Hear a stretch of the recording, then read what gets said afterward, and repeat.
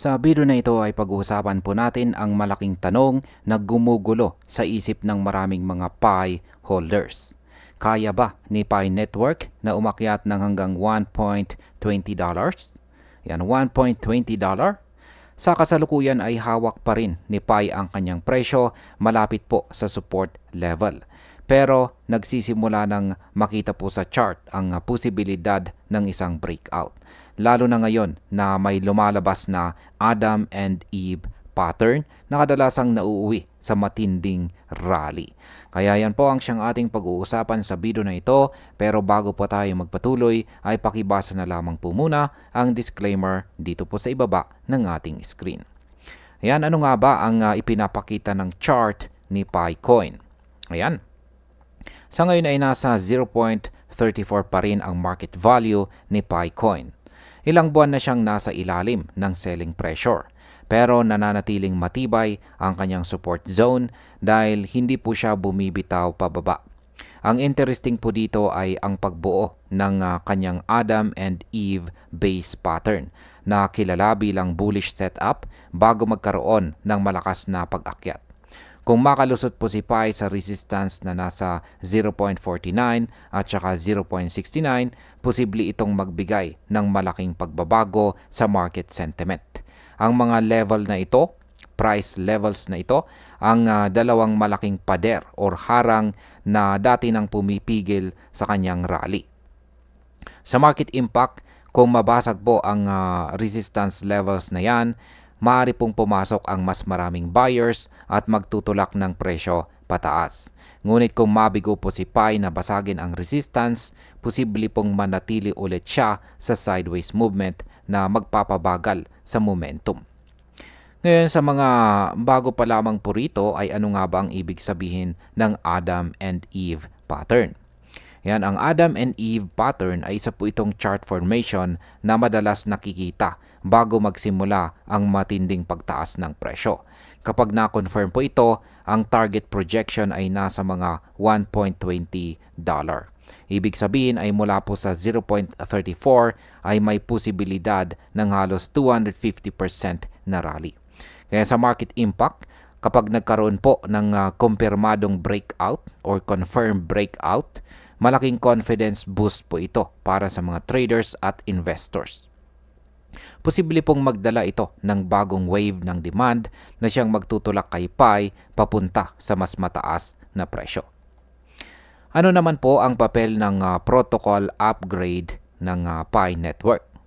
Ayan, habang gumagalaw po ang presyo, naghahanda naman si Pi Network ng isang malaking protocol upgrade. Ang focus nito ay sa scalability, compliance at saka smart contract functionality. Isa po sa pinakamahalagang bahagi ng upgrade na ito ay ang pag-embed ng KYC authority direkta sa protocol layer. Ito ay para masiguro na ang blockchain ni Pi ay verified at mas decentralized. Bukod dito, ipinakilala rin ang mga bagong wallet protection tulad po ng passkeys. Sa pamamagitan po nito, mas secured ang account gamit ang device level checks gaya ng biometrics at saka PIN.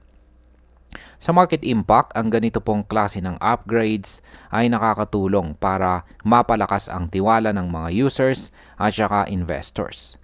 Kapag mas ligtas at mas transparent ang network, mas malaki po ang posibilidad na dumami ang adoption at sa kalaunan ay lumakas ang demand para kay PiCoin.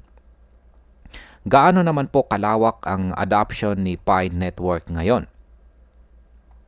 Base po sa datos, mahigit 60 million users na itong si Pi Network at mahigit 14.82 million dito ay verified na sa KYC. Malinaw itong sinyalis na lumalawak ang kanyang ecosystem at dumarami ang mga active participants. Kaya sa market impact, ang malawak po na user base na may mataas na adoption rate ay nagsisilbing foundation ng presyo sa hinaharap. Kapag na-combine po ito sa positive technical setup at protocol upgrades, nagiging mas convincing ang posibilidad ng price breakout. Yan, bilang panguli, para po sa akin, nasa critical na punto ngayon itong si Pi Network. Ang Adam and Eve pattern ay nagbibigay po ng malinaw na bullish signal, pero nakasalalay pa rin ang lahat sa kanyang kakayahan na basagin ang resistance levels. Kapag nagtagumpay, malaki po ang tsansang makita natin ang pag-akyat papuntang $1.20. Dagdag pa rito, ang protocol upgrades at saka enhanced security measures ay nagpapakita na seryoso po itong si Pi sa kanyang long-term development. Kaya sa madaling salita, pinagsasabay ngayon ni Pi ang technical at saka fundamental growth, at ito ang kombinasyon na madalas nagdadala ng malalaking galaw sa market. At ayan, hanggang dito na lamang po tayo sa video na ito mga ka-crypto. Marami pong salamat sa panonood. Ingat po tayo lagi at God bless po sa ating lahat.